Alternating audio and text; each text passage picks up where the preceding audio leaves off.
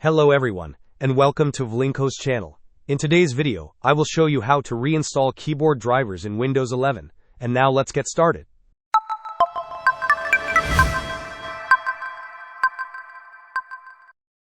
If you are experiencing issues with your keyboard in Windows 11 and suspect a driver problem, reinstalling the keyboard drivers can often resolve the situation.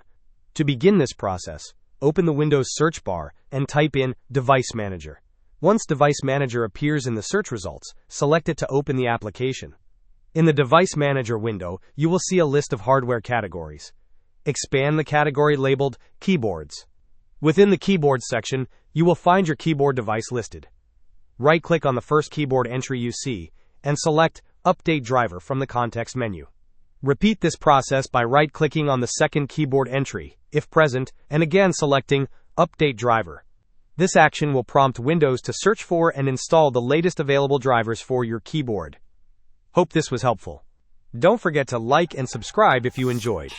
As always, thanks for watching and I will see you in the next video.